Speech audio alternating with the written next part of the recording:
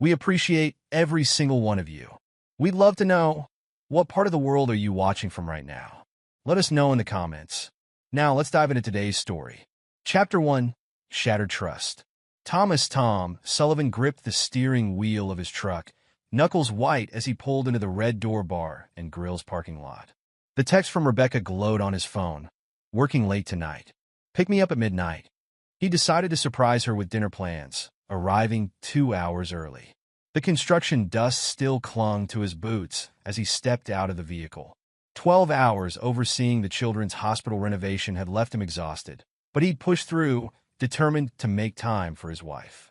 The ring on his finger caught the streetlight's glow, a simple band that represented what he thought was an unbreakable bond. The bar's neon sign buzzed overhead as Tom approached the entrance. The bouncer, Frank Tank Wilson, gave him a quick nod before mysteriously disappearing around the corner. Something about Tank's behavior felt off, but Tom dismissed the thought. The usual Thursday night crowd filled the main area. Tom scanned the bar, expecting to see Rebecca serving drinks. She wasn't there. Maria Gonzalez, the head bartender, avoided his gaze when he approached. "Hey Maria, where's Rebecca?" Maria wiped the same spot on the bar 3 times before answering. She stepped out back for a break. Tom's combat-trained instincts sparked to life. Maria's hesitation, Tank's disappearance. Pieces of a puzzle he hadn't known he was solving. He headed toward the back exit, passing Sam Richardson at a corner table. Rebecca's childhood friend grabbed his arm. "Tom, wait." He shrugged off her grip, pushing through the heavy metal door into the alley. The scene before him stopped him cold. Rebecca, his wife of 5 years, had her arms wrapped around Jamie Cooper's neck. The bar owner's hands roamed places only a husband should touch. Their kiss wasn't just passion, it was familiarity. This wasn't their first time. Well, Jamie drawled, spotting Tom. "Look who showed up early." Rebecca spun around, her lipstick smeared. No shame crossed her features, only annoyance. "You weren't supposed to be here yet." "Obviously," Tom replied, his voice carrying the deadly calm that had served him well in Afghanistan. "How long?" "Long enough," Jamie smirked, sliding brass knuckles onto his right hand. "Rebecca's been telling me all about your problems. The nightmares. The panic attacks. She needs a real man, not some broken soldier." Tom's military training kicked in, assessing threats and angles. Jamie had size and youth, but Tom had survived 3 tours as a scout sniper. The alley offered limited mobility, and Jamie's stance telegraphed his intentions. "You don't want this fight," Tom warned. "Actually, baby," Rebecca purred, stepping behind Jamie. "He does. We both do. You've been holding me back, controlling everything with your military precision. Always so proper, so controlled. Jamie shows me passion." "Passion?" Tom's laugh held no humor. "Is that what you call stealing from our business account?" Rebecca's expression flickered, the first crack in her confident facade. "How did you—" Jamie's brass knuckles interrupted the conversation, connecting with Tom's temple. The sucker punch staggered him, but years of combat training kept him upright. Blood trickled down his face as he squared off against his attacker.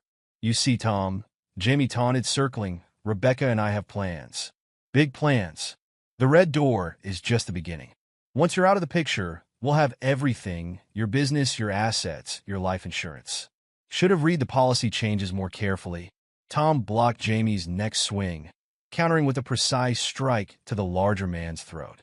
Jamie stumbled back, gasping, but he wasn't alone. 2 figures emerged from the shadows, bouncers Tom recognized from the bar. "Finish him, baby," Rebecca urged, her voice thick with anticipation. "He's been holding me back for years." The fight turned brutal. Tom's military training met raw street violence. He broke one bouncer's nose, dislocated another's shoulder. But numbers and brass knuckles eventually overwhelmed skill. As blows rained down, Tom locked eyes with his wife. "If I make it through tonight," he promised, blood staining his teeth, "you'll live to regret this." Rebecca's laughter cut deeper than any punch. "You won't make it through tonight, darling. That's the point." A familiar voice pierced the night. "Police! Step back." Officer Denise Martinez stood at the alley's entrance, weapon drawn. Tom recognized her from his self-defense classes at the community center. The attackers scattered, leaving Tom broken but alive on the concrete. "Jesus, Tom," Denise muttered, radioing for backup while checking his pulse. "What happened?" Through swollen lips, Tom managed 2 words. "Get Mike." As consciousness faded, he heard Rebecca's voice arguing with Jamie around the corner. This wasn't supposed to happen. The camera was disabled. Tank promised. Tom's last thought before darkness claimed him wasn't of pain or fear. It was a cold, calculating promise to himself. They thought they'd killed the soldier in him. They'd just awakened him instead. Chapter 2: Recovery and Revelation. The steady beep of hospital monitors marked time in Tom's room at UPMC Presbyterian. 3 weeks had passed since the attack, each day bringing new revelations about the depth of Rebecca's betrayal. The physical pain of multiple facial fractures and broken ribs paled against the psychological wounds. Mike Patterson sat in the visitor's chair, his detective's notebook open. They'd been friends since high school, before Tom joined the Marines, before Mike pinned on a detective's badge. Now, he watched his friend's face, swollen and bruised but set in dangerous determination. "Talk to me about Lieutenant Walsh," Tom said, adjusting his position despite the protest of his ribs. Mike glanced at the door before answering. "Derek Walsh is deep in Cooper's pocket. He's marking your case as a random mugging gone wrong. The security footage mysteriously malfunctioned that night. Convenient. There's more." Mike leaned forward, voice low. "I've been digging into Cooper's past. 3 ex-wives, Tom. Each one signed over their assets before the divorce. Sound familiar?" Tom's sister Rachel, who'd flown in from Boston Law School, entered with a stack of financial documents. Her heels clicked against the floor as she approached the bed. "It gets worse," she announced, spreading papers across Tom's meal tray. "Rebecca's been bleeding the business account dry. Small transfers, just under the notification threshold. Look at the dates and amounts." Tom studied the numbers, his tactical mind already forming patterns. "Where did the money go?" "Into the red door," Mike answered. "She's been buying into Cooper's business, piece by piece. They've been planning this for months, brother. If you had died that night, she'd have inherited everything," Tom finished. "The business, the life insurance, all of it." Rachel gripped her brother's hand. "We can fight this, Tom. I've been researching precedents." "No." Tom's voice carried the same authority that had commanded Marine units. "Not yet. Tell me about Jamie's family connections." Mike exchanged glances with Rachel before continuing. "The Coopers are old money in Pittsburgh. 12 establishments across Pennsylvania, all legitimate on paper. Jamie's father, Richard Cooper, runs the empire. Word is he's not happy with Jamie's lifestyle choices." A knock interrupted them. Anna Martinez, Officer Denise Martinez's sister, entered with Tom's medication. Unlike other nurses who treated him with clinical detachment or pity, Anna's eyes held understanding. She'd survived her own battles. "Your wife's here," Anna announced quietly. "Want me to tell her you're resting?" "No." Tom's face hardened. "Let her in." "Mike, Rachel, give us a minute." Rebecca entered as the others left, designer purse clutched like a shield. Her perfect makeup couldn't hide the calculation in her eyes as she assessed Tom's condition. "You look terrible," she offered. Brass knuckles tend to do that. She perched on the edge of the visitor's chair, maintaining distance. "The police say it was a random attack. Such a dangerous neighborhood. That alley." "Cut the act, Rebecca." Tom's voice could have frozen flame. "We both know what happened. What I want to know is why." "Why?" She laughed, the sound brittle. "Because you came back from war broken. Because you buried yourself in work and control. Because Jamie makes me feel alive. And the money? Our business account?" Rebecca's smile turned cruel. "Insurance. Women need security, Tom. Jamie understands that. He has plans, vision.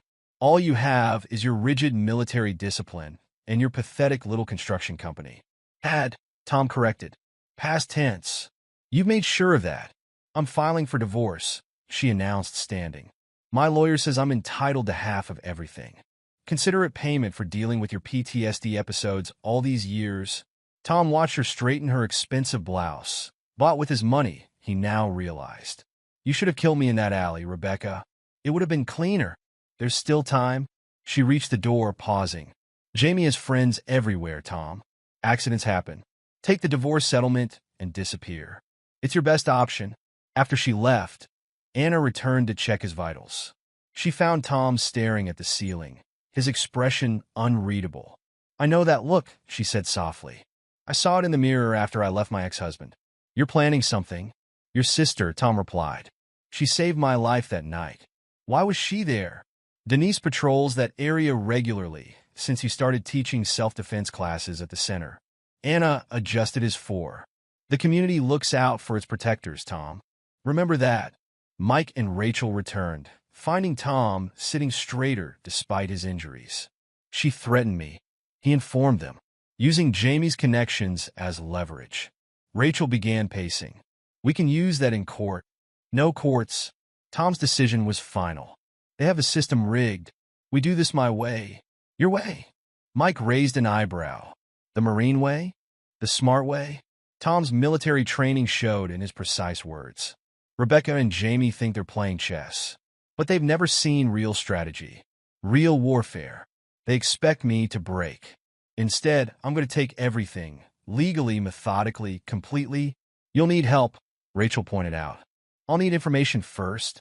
Tom turned to Mike. Everything you can find on the Cooper family. Their businesses, their weaknesses, their secrets. Especially Richard Cooper. What about Rebecca? Anna asked from the doorway. Tom's expression would have terrified his enemies in Afghanistan. Rebecca wants to play games with a scout sniper? Fine. She just started a war. She doesn't know how to fight. The room fell silent as they absorbed his words. Outside, Pittsburgh's night life continued, unaware that a highly trained Marine was planning a campaign more precise than any military operation. Rebecca and Jamie had tried to destroy Tom Sullivan, the husband.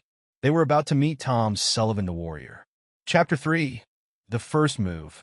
Catherine Kate Walsh's office embodied its owner's personality, elegant, expensive, and armed for bear. Law degrees and courtroom victories covered the walls like battle trophies.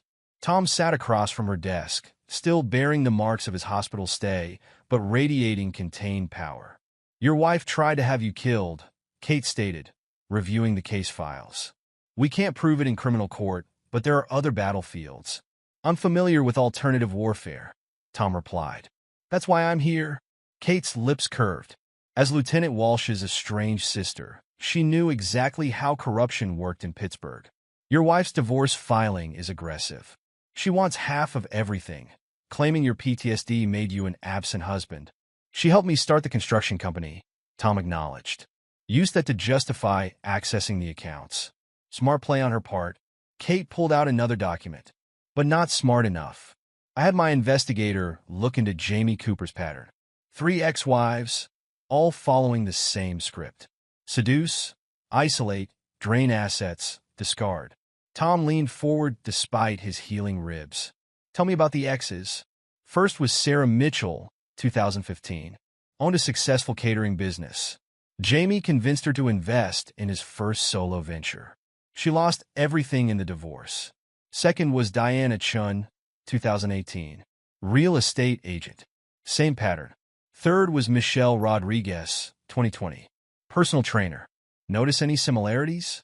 Successful women with liquid assets, Tom analyzed. Professional skills that could benefit his business. Like Rebecca's accounting background. Exactly. Kate's smile turned predatory. But here's where it gets interesting. All 3 signed remarkably similar divorce agreements. Almost like they were coerced, Tom finished. Jamie's police connections. My dear brother's fingerprints are all over the Rodriguez case. Kate's voice held old anger. Derek thinks his badge makes him untouchable. Family dinner conversations are tense. Tom absorbed this information, adding it to his mental strategy map. What about Jamie's father? Richard Cooper? Kate pulled up another file. Old school businessman. Built Cooper Hospitality Group from one bar into a regional empire. Catholic traditional, big on family legacy. And terminally ill, according to my sources. Terminal? This was new information. Timeline? Doctors give him 2 years maximum. Jamie stands to inherit everything. Kate studied Tom's expression. unless something changes the old man's mind about his son's character. Tom's phone buzzed, a text from David Rodriguez, his Marine Corps intelligence contact. "Excuse me," he said, reading the message. "My source found something interesting about the Red Door's head bouncer. Tank Wilson?" Kate made a note. "The one who disabled the security camera? Apparently, Tank has a gambling problem. Owes money to some dangerous people." Tom's expression shifted subtly. People who might be willing to sell his debt to the right buyer. Kate set down her pen. "You're not thinking of simple divorce strategy, are you? This is about dismantling Jamie's entire operation. Jamie and Rebecca try to kill me and take everything I built." Tom's voice carried the cold precision of a sniper selecting a target. "I'm going to return the favor.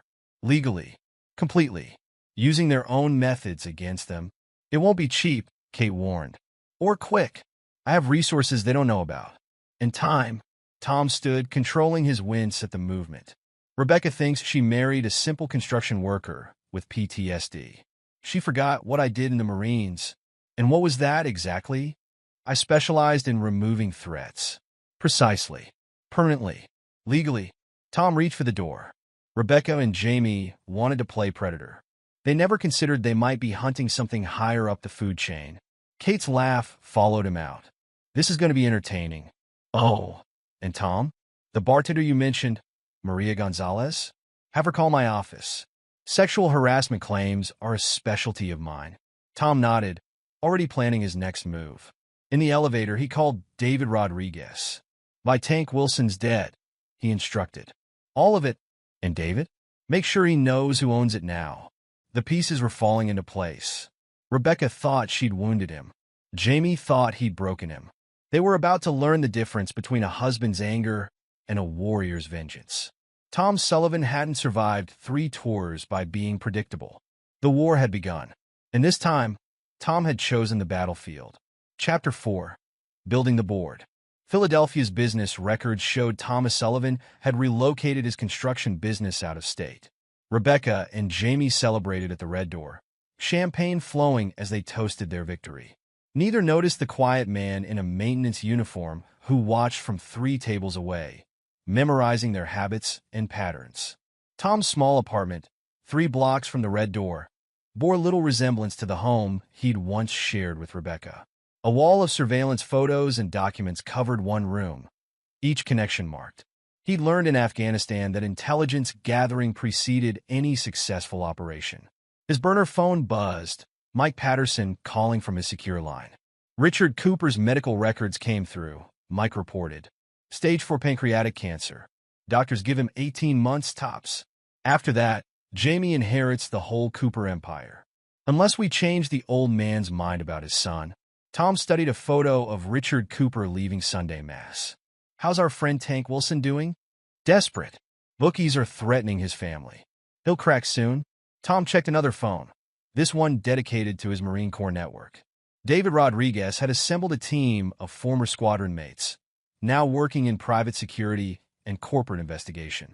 They monitored the Red Door 24/7, documenting each violation and indiscretion. The door clicked open. Anna Martinez entered, still in her nurse's scrubs from her hospital shift. Their relationship had evolved from caregiver to confidant, her own experience with betrayal giving her unique insight into Tom's campaign. Maria Gonzalez called. She announced, setting down her bag. "She's ready to talk about Jamie's harassment." Tom nodded. Maria's testimony would be crucial. "Get her in touch with Kate Walsh. We need everything documented properly." Rebecca's been promoted to general manager, Anna added, her voice tight with disgust. "She's already making enemies among the staff. 3 bartenders quit last week." Perfect. Tom pulled up surveillance photos showing Jamie entering the Red Door's office after hours. Disgruntled employees make excellent witnesses. Any connection to the sexual harassment complaints? 2 of them. Both women. Anna's expression darkened. Jamie has a pattern.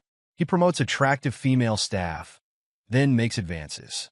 If they refuse, Rebecca writes them up for performance issues until they quit. Tom's hand tightened on the phone. Document everything. Names, dates, witnesses. Kate will need it all. A text from Sam Richardson lit up his phone. J Plus are fighting again. He's drinking heavily. Threw a glass at a customer. Jamie's cracking under pressure, Anna observed. Your campaign's working. Tom's expression remained neutral, but his eyes held dangerous satisfaction. Phase 1 was destabilization. Make them paranoid, off balance. Now we start dismantling their support structure. He pulled up an email from Kate Walsh detailing their legal strategy. Small claims, health code violations, noise complaints, death by 1,000 cuts. Each investigation cost money and credibility. What about Rebecca? Anna asked softly. She chose her side. Tom's voice carried no emotion. She'll fall with him. A knock interrupted them. David Rodriguez entered, carrying a thick file. You're going to want to see this, brother, David said, spreading documents across the table. Jamie's been cooking the Red Doors books for years. And guess who helped him structure the fraud? Caroline Cooper, Tom answered, examining the papers. Richard's wife. She's been embezzling from Cooper Hospitality Group, David confirmed. Jamie helps hide her theft. She protects him from his father's scrutiny.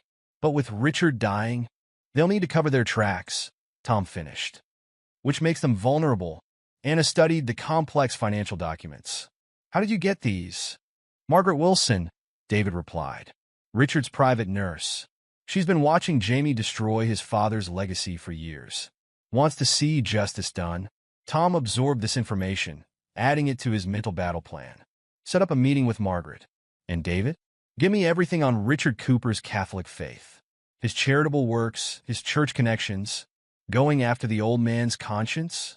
Jamie's trying to ride out the clock until his father dies. Tom's voice carried the cold precision that had made him a legendary sniper.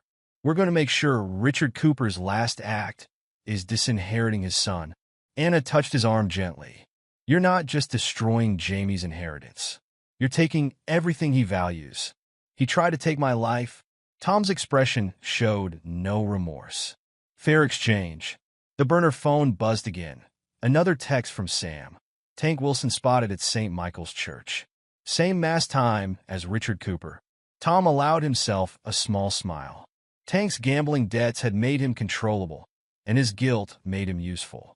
Soon he'd accidentally encounter Richard Cooper after Mass, his conscience heavy with secrets about Jamie. The pieces are moving, David observed.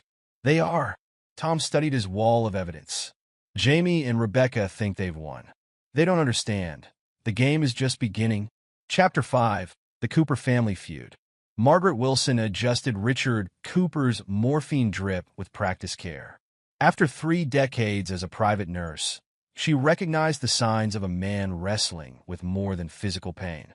Your son called again, she mentioned carefully. Shall I tell him you're resting? Richard Cooper's gaunt face tightened. Jamie can wait. I need to review these audit reports, Margaret. Something isn't right with the numbers. Margaret shared a glance with Tom, who sat quietly in the corner pretending to be a visiting financial advisor. Their plan was working. Richard's suspicions about the company's finances were growing. Mr. Cooper, Tom spoke up, these discrepancies in the bar revenues, they're systematic. Someone with intimate knowledge of the business structured this fraud. Jamie wouldn't.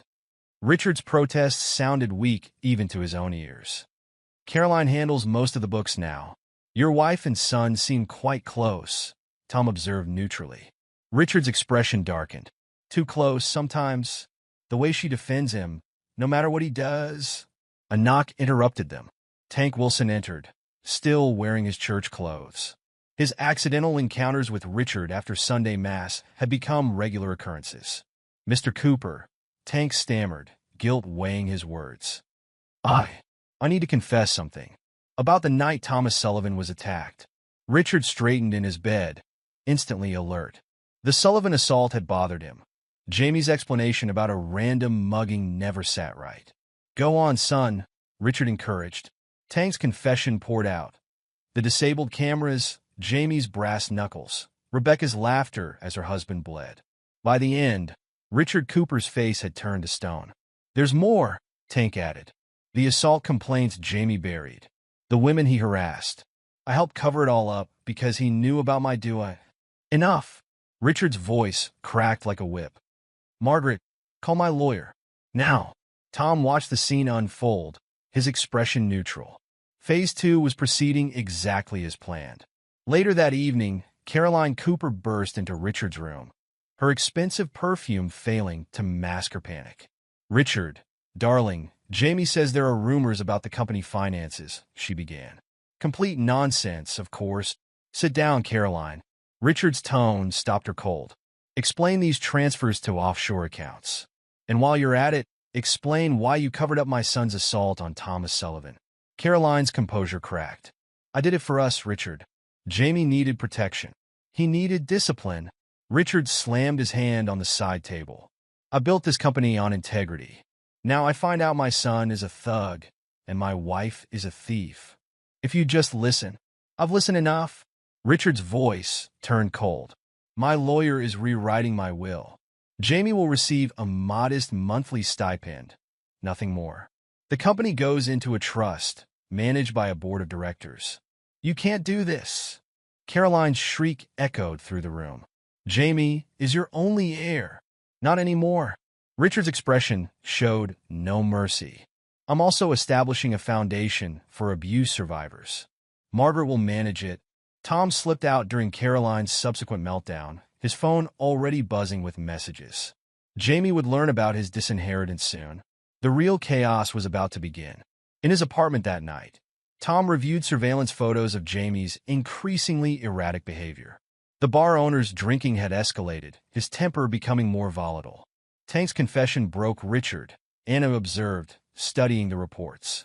The old man really didn't know about Jamie's violence? "He suspected," Tom replied. "But suspicion isn't proof." Tank gave him confirmation from someone he trusts, a fellow Catholic seeking redemption. "And the evidence of Caroline's embezzlement?" "Margaret's been collecting proof for years." Tom's satisfaction showed in his voice. "She watched them corrupt Richard's legacy. Now she's helping us save it." A text from Sam lit up his phone. Jay just trashed his office, screaming about betrayal, or trying to calm him down. "They're unraveling," Anna noted. "Phase 3 begins tomorrow," Tom stated. "The board of directors meets to review the new trust structure. Jamie will try to contest the will. Can he win?" Tom's expression turned predatory. "Kate has arranged a surprise for the probate hearing. Jamie's ex-wives are testifying about his pattern of fraud and coercion." Anna studied his face. "You're enjoying this?" Jamie and Rebecca thought they were apex predators. Tom's voice carried no remorse. "They're learning what it means to hunt something trained to kill." The next morning, Richard Cooper signed his new will with steady hands. Within hours, Jamie's lawyers were filing challenges, but Tom had anticipated every move. "Your brother can't help him this time," Kate Walsh informed Tom by phone. "Derek's too busy dealing with internal affairs. Anonymous tips about his corruption have them very interested." Tom hung up as David Rodriguez arrived with fresh intelligence. "Jamie's drinking at the Red Door," David reported. "Rebecca's trying to damage control, but the staff is talking. They know the empire's crumbling." "Good." Tom studied his wall of evidence. Time to accelerate their fall. Chapter 6, The Unraveling. The Red Door's books lay open on the boardroom table, each page telling a story of fraud and mismanagement. Jamie Cooper sat with his head in his hands while Rebecca paced behind him, her designer heels clicking against the floor. "This audit is a witch hunt," Jamie's lawyer protested. "My client inherited these accounting practices." "From his father?" Board member William Chun raised an eyebrow. "Interesting, because our forensic accountants traced the irregularities to exactly when Mr. Cooper took over the Red Door's operations." Rebecca touched Jamie's shoulder. "Baby, we can explain." "Shut up." Jamie shrugged her off, bourbon on his breath at 10 in the morning. "This is your fault. You promised you could handle the books." The board members exchanged glances. This was the son Richard Cooper had tried to warn them about. "Given these findings," Chin continued, "the board has no choice but to terminate your employment, Mr. Cooper. The Red Door will be sold to minimize further liability." "You can't." Jamie surged to his feet. "This is my family's company." Was another board member corrected. "Your father's will was quite clear. The trust has full authority." Jamie's fist slammed the table. "I'll fight this." "Lieutenant Walsh is under investigation himself." Chin cut in. "I doubt he'll be much help." Rebecca watched her dreams crumble as Jamie stormed out. Their carefully constructed plan had fallen apart, and with it their future. Back at the Red Door, she found Jamie destroying his office. "We'll fix this," she insisted, dodging a thrown whiskey bottle. "We still have my inheritance from Tom's company." Jamie's bitter laugh stopped her. "You mean the company that mysteriously folded last year?" "Wake up, Rebecca. We're finished." "No," she protested. "The Red Door is profitable. We can buy it ourselves." "With what money?" Jamie slumped in his chair. "The board froze my accounts. The stipend barely covers my car payments." Rebecca's mind raced. This wasn't how it was supposed to go. Tom should have been broken, defeated. Instead, "Tom," she whispered, "this feels like him." "Your ex?" Jamie scoffed. "He's in Philadelphia, remember? This is my father's doing. And Caroline's betrayal." But Rebecca remembered Tom's promise that night in the alley. The cold in his voice. She'd forgotten what he was, not just a construction worker with PTSD, but a Marine Corps sniper trained to dismantle targets. The next blow came through Maria Gonzalez. The bartender's sexual harassment lawsuit named both Jamie and Rebecca as defendants.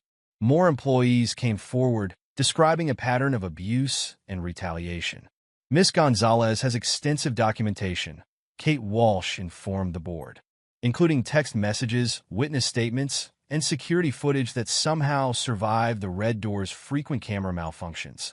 The board's decision was quick. The Red Door would be sold immediately. Rebecca watched helplessly as potential buyers toured the property.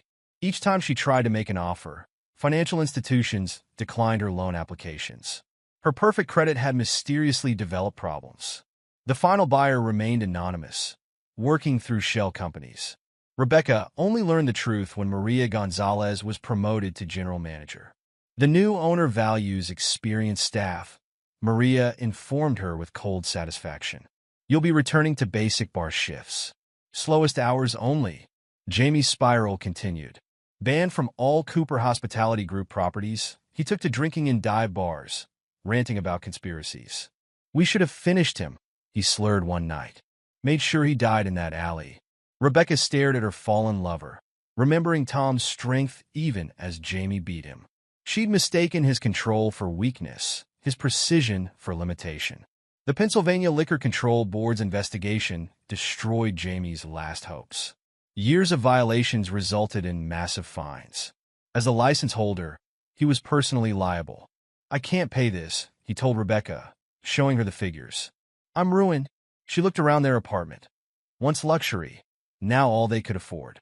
"We'll survive. We still have each other." Jamie's laugh held no humor. "Wake up, Rebecca. You were just part of the con. Like all the others." "What others?" "The ex-wives," he spat. "Dear old Dad's lawyer found them all. They're testifying about my pattern of fraud and coercion. It's over." Rebecca watched him pack a bag that night, knowing he wouldn't return. Like Tom, she'd been a mark in someone else's game. Unlike Tom, she'd never seen it coming. Alone in the emptying apartment, she finally understood. Tom hadn't just survived their attack. He'd used it as a weapon, turning their own methods against them. Jamie's empire, her dreams, their future, all destroyed with the same calculated precision they'd tried to use on him. The Red Door sign came down the next day. Rebecca stood across the street, watching workers prepare for renovation. The new name was already painted on the windows, Sullivan's. Chapter 7, The Return. 3 years had transformed the Red Door into Sullivan's. The renovation crews had finished their work, replacing the grime of corruption with clean lines and professional management. Tom adjusted his tie as he approached the entrance, timing his arrival precisely. Rebecca stood behind the bar, relegated to the slowest shift of the day. Her designer clothes had been replaced by a standard black uniform, her manicured nails chipped from hauling ice bins. She froze when Tom entered, recognition hitting her like a physical blow. "Table for two," Tom stated, his voice carrying across the hushed room. Maria Gonzalez, now the general manager, approached with professional courtesy. "Mr. Sullivan, your usual booth is ready." Rebecca's hands trembled as she arranged bottles, aware of Tom's presence like a sniper's laser sight between her shoulder blades. 3 years of questions crystallized into sudden understanding. The anonymous buyer, the strategic demolition of Jamie's life, the calculated mercy of keeping her employed. "You're looking well," Tom said as he reached the bar, his tone conversational. "Better than Jamie, from what I hear. How is he enjoying life in his car?" The glass Rebecca held nearly slipped from her grip. "You did all this? How?" "I made a promise that night, Rebecca." Tom's words carried the weight of inevitability. "Unlike you, I keep my promises." Memories of that alley crashed through Rebecca's mind. Her laughter as Jamie's brass knuckles connected, her cruel dismissal of Tom's pain. She'd thought him weak then, bound by morality and law. She hadn't recognized the tactical assessment in his eyes, the strategic mind planning even as blood poured from his wounds. Sam Richardson watched from the yoga studio stairs, her own guilt a familiar companion. She'd chosen loyalty to Rebecca over warning Tom, a decision that haunted her throughout his campaign of revenge. Now she taught classes in the renovated upper floor, each session a reminder of choices and consequences. "Your usual drink, sir?" Rebecca managed, her voice barely steady. "Scotch, neat. And whatever Anna's having when she arrives." The mention of his new relationship twisted in Rebecca's gut. Anna Martinez had everything Rebecca had thrown away. Tom's trust, his protection, his calculated precision turned to building rather than destroying. Other staff members watched the interaction, those who knew the full story sharing knowing looks. They'd seen Rebecca's fall from general manager to basic bartender, watched her dreams of ownership shatter against Tom's implacable revenge. "I never thought," Rebecca started. "That's your problem." Tom cut her off. "You never thought beyond the immediate goal. 3 years of planning, Rebecca. 3 years of watching you and Jamie celebrate your victory while I dismantled everything you built. The business account transfers? Traced and documented. Jamie's fraud? Exposed. The Cooper family empire? Restructured. Lieutenant Walsh's protection? Neutralized." Tom's voice carried no emotion, just facts delivered. "You taught me about betrayal, Rebecca. I taught you about consequences." Rebecca gripped the bar for support as the magnitude of Tom's revenge became clear. "You destroyed everything." "No," Tom corrected. "I let you destroy yourselves. I just made sure there was nowhere to hide, no one to protect you, no escape from the weight of your choices." The door opened as Anna Martinez entered, her scrubs exchanged for elegant evening wear. She kissed Tom's cheek, the casual intimacy a stark contrast to Rebecca's isolation. "Your drinks, sir," Rebecca managed, placing them with shaking hands.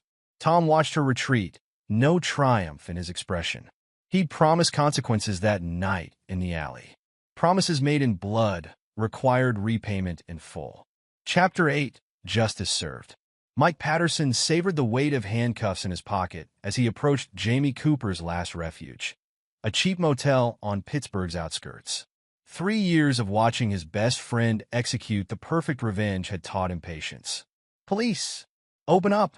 Jamie's disheveled face appeared as the door cracked open. The former bar owner had traded tailored suits for worn jeans, his confident swagger replaced by desperate paranoia. "What now?" Jamie demanded. "Haven't you people taken enough?" Mike held up a warrant. "James Cooper, you're under arrest for investment fraud, tax evasion, and conspiracy to commit attempted murder." "Attempted? What are you talking about?" "The night you tried to kill Thomas Sullivan." Mike's satisfaction showed as he continued. "We have sworn statements from multiple witnesses, including Tank Wilson and your stepmother Caroline." Jamie's face contorted. "Caroline? That treacherous—" "She made a deal," Mike interrupted, enjoying Jamie's realization. "Full immunity in exchange for everything she knows about your illegal activities, including those offshore accounts you used to hide her embezzlement. You can't prove any of this." "Actually, we can." Mike produced another document.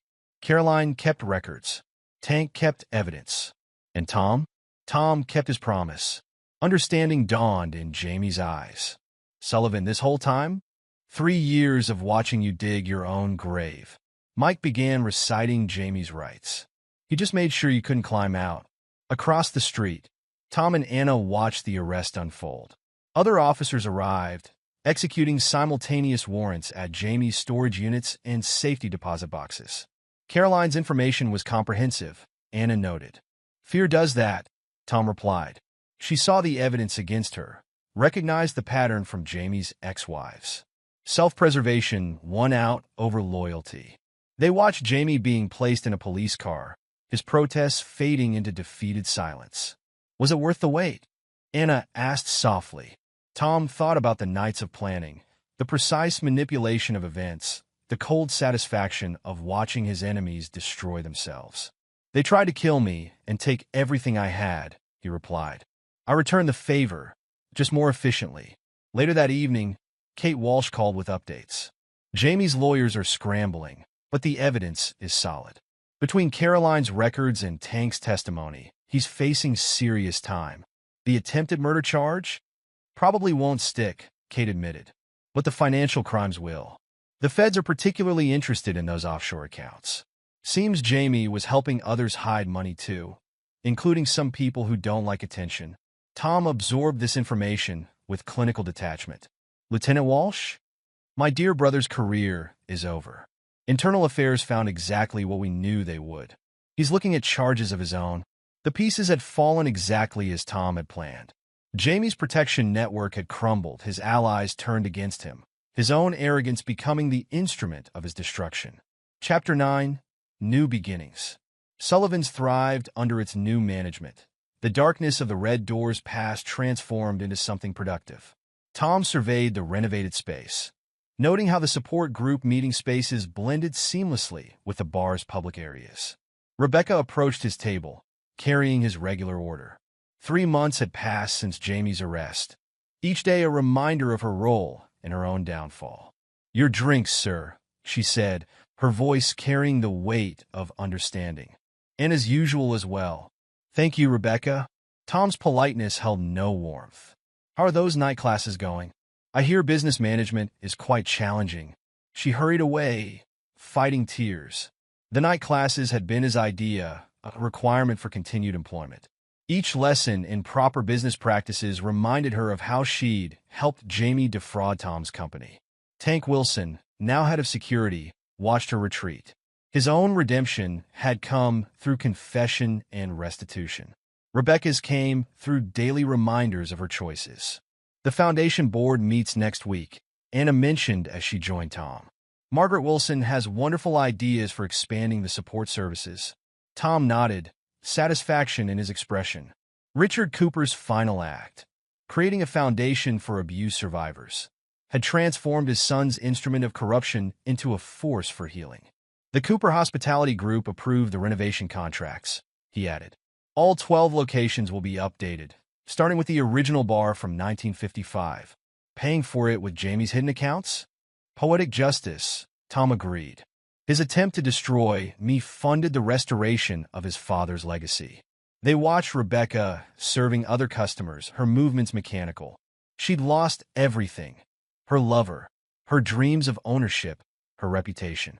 Most importantly, she'd lost the good man she'd betrayed, forced to witness daily his transformation of her weapon into his triumph. The regulars often questioned why Tom kept his ex-wife employed. They didn't understand that true victory wasn't in Rebecca's suffering, but in turning her betrayal into strength. The bar that had nearly been his death had become a symbol of resilience. Your family still won't speak to her? Anna asked. Rachel made that clear at our wedding. Tom recalled his sister's fierce protection throughout his recovery. They understand the price of betrayal. The wedding had been small, but significant. Mike stood as best man. Denise Martinez gave away the bride, and Rachel ensured the legal documentation was flawless. Rebecca had watched from behind the bar, serving drinks to celebrate a happiness she'd discarded. Sam's yoga classes are full, Anna mentioned, changing subjects. The studio space was a good investment. Tom agreed. Sam Richardson had transformed her guilt into action, using her skills to help abuse survivors rebuild their strength. Her loyalty to Rebecca had cost her once. Now it served a better purpose. The security cameras caught Rebecca's reflection as she closed up that night. Tom had ensured they were always functional now, recording each moment of her reduced circumstances. The name, Sullivan's, lit up the darkness, a permanent reminder of consequences. Later in their home, Tom held Anna close. The last pieces of anger had melted away, replaced by satisfaction. He had a new life, a woman who understood strength, and a future built from the ashes of betrayal. "You never considered forgiving them?" Anna asked, already knowing the answer. "Forgiveness implies debt," Tom replied. "I didn't want their apologies. I wanted justice." Sometimes justice means ensuring people face the full weight of their choices. The regulars at Sullivan's might wonder about their owner's motives, but Tom understood the power of persistent consequences. Rebecca's punishment wasn't the loss of money or status, but the daily reminder of the strength she'd mistaken for weakness. As Pittsburgh's nightlife pulsed around them, Tom and Anna planned their future. The bar that had almost ended his life now funded programs helping others rebuild theirs. Sometimes, he mused, the best revenge isn't just destroying your enemies. It's using their weapons to forge something stronger. The security camera recorded Rebecca's final tasks, her reflection caught in the windows as she faced another night alone. The name Sullivan's glowed above her, a permanent testament to the Marine Corps lesson she'd learned too late. Some people aren't prey, no matter how vulnerable they might appear. Some people are predators waiting for the perfect moment to strike. Epilogue. 10 years later, the Cooper Hospitality Group's annual charity gala filled Sullivan's main hall with Pittsburgh's elite. 10 years had transformed the former Red Door into the cornerstone of a different empire, one built on rehabilitation rather than corruption. Tom Sullivan moved through the crowd with military bearing, his presence commanding respect without effort. At 42, his hair showed traces of gray, but his physique remained Marine sharp. The scar above his temple, legacy of Jamie Cooper's brass knuckles, had faded to a thin line. The expansion numbers exceeded projections, William Chun, now CEO of Cooper Hospitality Group, reported. The Sullivan Foundation support programs operate in all 12 locations now.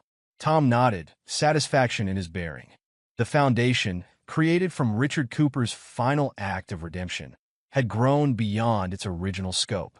What started as support groups for abuse survivors now included job training, addiction recovery, and veteran services. Maria's management training program produced another successful class, Chin continued. 3 graduates already managing their own locations. Maria Gonzalez, who'd risen from bartender to director of operations, approached with the latest financial reports. Her transformation of the Red Door's toxic culture into a model of professional management had become a case study in business schools. "The Pittsburgh Business Times wants to interview you," she informed Tom. "They're doing a feature on ethical business transformations." "Have them talk to Anna," Tom replied. "She runs the foundation now." Anna Martinez Sullivan had expanded the survivor support programs across Pennsylvania. Her own experience with abuse, combined with Tom's strategic thinking, created a network that caught people before they fell too far. The sound of breaking glass interrupted their discussion. Rebecca, still tending bar after a decade, had dropped a tray. Her hands shook as she cleaned up, avoiding Tom's gaze. Time had marked Rebecca differently than the others. Her beauty had hardened into something brittle, her movements carrying the weight of endless consequences. 10 years of watching her ex-husband transform her instrument of betrayal into a force for good had taught her lessons no prison could match. She asked about management training again, Maria reported quietly. "Same answer as always," Tom responded. "She can attend the classes, but she'll never manage a Sullivan's location. Some betrayals don't earn second chances." The lesson wasn't lost on the staff. Tom's ruthless streak, once demonstrated in his 3-year revenge campaign, now showed in his absolute standards. Redemption was possible, but trust once broken stayed broken. Across the room, Sam Richardson's yoga studio had expanded to occupy the entire second floor. Her classes, specially designed for trauma survivors, had a 6-month waiting list. The guilt of staying silent about Rebecca's betrayal had transformed into a mission to help others find their voice. "The Veterans Program needs more space," Sam mentioned as she joined them. Mike's police contacts keep sending new referrals. Michael Patterson had risen to police commissioner, his reputation for absolute integrity built on the ruins of Lieutenant Walsh's corruption. The former lieutenant had died in prison 2 years into his sentence. His protection network scattered by the investigation Tom's revenge triggered. Rachel's firm can help with the expansion permits, Tom suggested. Rachel Sullivan's law practice specialized in protecting abuse survivors and veterans. Her experience helping Tom dismantle Jamie Cooper's empire had shaped her career. She'd recently won a landmark case against a business using Jamie's old tactics of seduction and fraud. "How's Jamie doing?" Chin asked, dark humor in his voice. Tom's expression remained neutral. Still in medium security. The fraud charges stuck, even if the attempted murder didn't. His appeal was denied last month. Jamie Cooper's fall had become a cautionary tale in Pittsburgh's business community. His prison sentence, while technically for financial crimes, carried the weight of all his sins. The former playboy who tried to murder his lover's husband now shuffled through prison halls, his arrogance replaced by bitter regret. Caroline asked to contribute to the foundation again, Anna added as she joined them. Tom considered Richard Cooper's widow, who'd chosen self-preservation over loyalty to her stepson. Her immunity deal had saved her from prosecution, but she lived in reduced circumstances, her embezzled wealth reclaimed by the company. Same answer as before, Tom decided. She can donate, but her name stays off everything. Richard's legacy deserves better. The mention of Richard Cooper drew their attention to Margaret Wilson, the former private nurse whose testimony had helped destroy Jamie's inheritance. Now in her 70s, she served on the foundation's board, ensuring Richard's final wishes shaped its mission. Tank's running the security training program at 3 locations now, Maria reported. Frank Tank Wilson had transformed his redemption into a career helping others escape bad choices. His confession in Richard Cooper's hospital room had started Jamie's downfall. Now he trained security staff to protect the vulnerable rather than enable abuse. The gala continued around them, Pittsburgh's elite mixing with program graduates and success stories. Tom watched it all with the same tactical assessment that had guided his revenge, measuring angles, evaluating outcomes, ensuring mission success. The new manager at the original Cooper location is doing well, Chen mentioned. Interesting choice, hiring Jamie's first ex-wife. Sarah Mitchell, Jamie's earliest victim, had rebuilt her catering business through the foundation's programs. Now, she managed the very bar where Jamie had started his pattern of seduction and fraud. Her success represented everything Jamie had tried to destroy. The documentary crew finished filming yesterday, Anna added. They're calling it Sullivan's Law, breaking the cycle of abuse in the service industry. Tom nodded, remembering the interview they'd wanted. He'd given them 10 minutes of cold facts, his military service, the attack, his calculated revenge. The producer called his lack of emotion chilling. Tom called it precision. The night wound down, staff efficient in their closing routine. Rebecca moved through her tasks, the weight of a decade's consequences visible in her posture. She'd asked once, 5 years in, why Tom kept her employed. "Because watching you serve drinks in my bar hurts more than prison would," he'd replied.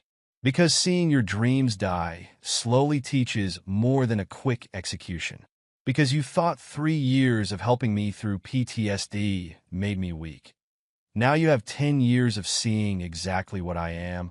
Now she lived in a small apartment 3 blocks away, her attempts to find other work mysteriously failing. The service industry network Anna had built served multiple purposes, helping survivors and ensuring betrayers face persistent consequences. Tom's construction company, reorganized under new management, had grown into a major contractor. Their specialty became renovating distressed properties into community service centers. Each project carried the precision Tom had learned as a scout sniper: assess, plan, execute with zero margin for error. The Sullivan Foundation's latest initiative focused on prevention, teaching people to recognize predatory patterns in business and relationships. They used Jamie and Rebecca's story as a case study, showing how abusers target perceived weakness, not understanding they're actually poking dragons.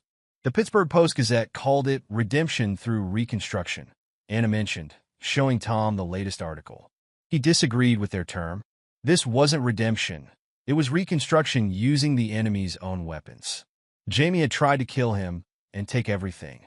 Tom had taken everything from Jamie and built something stronger. The security cameras tracked Rebecca's movement as she closed up, their constant recording a reminder of that night 10 years ago when disabled cameras enabled betrayal. Now they watched her serve drinks in a bar bearing her ex-husband's name, trapped in a prison built from her own choices. Tom and Anna's marriage had deepened over the decade, built on shared understanding of survival and strength. Their daughter, named Margaret after the nurse who helped destroy Jamie's empire, would never know weakness masked as kindness. The Cooper Hospitality Group's board of directors still marveled at Tom's transformation of their company. They'd expected him to destroy it in revenge. Instead, he'd rebuilt it stronger, using Jamie's poison to create medicine. As they left the gala, Tom spotted Tank Wilson training new security staff. The former bouncer had learned the hard way. Strength without honor destroys itself. Now he taught others to recognize predators wearing business suits and brass knuckles.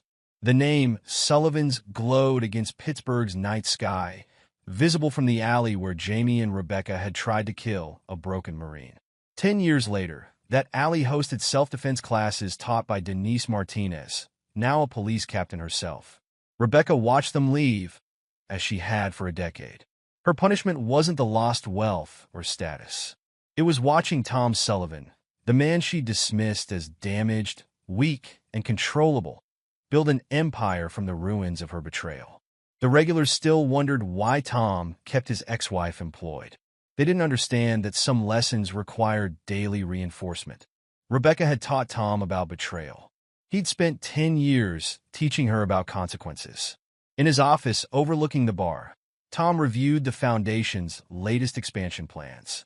The Cooper family's original bar from 1955 would become their flagship training center.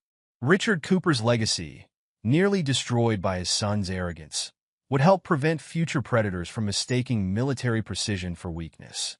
Was it worth the wait? Anna asked, echoing her question from 10 years ago. Tom thought about Jamie in prison, Rebecca serving drinks, Lieutenant Walsh dead in disgrace, and Caroline living in reduced circumstances. He thought about the Foundation's success stories, the lives rebuilt, the predatory patterns broken. They tried to kill a Marine Scout sniper, he replied. Instead, they armed him with a mission. His expression held no regret, no mercy, no forgiveness. Some people learn too late. Never attack someone trained to dismantle threats completely. The security camera caught Rebecca's reflection as she faced another night alone, the name Sullivan's blazing above her head. 10 years of consequences had taught her what 3 tours in Afghanistan had taught Tom. Some enemies don't seek victory, only complete neutralization of threats. The regulars at Sullivan's might wonder about their owner's motives, but Tom understood the power of persistent consequences. In the end, his revenge wasn't just destroying his enemies. It was ensuring they lived long enough to watch him transform their weapons into his triumph. And there you have it. Another story comes to an end. What did you think? I'd love to hear your thoughts in the comments below. If you enjoy this story, consider joining our community by subscribing. It means the world to us. For more stories like this one, check out the recommended videos on screen. And I'll see you there.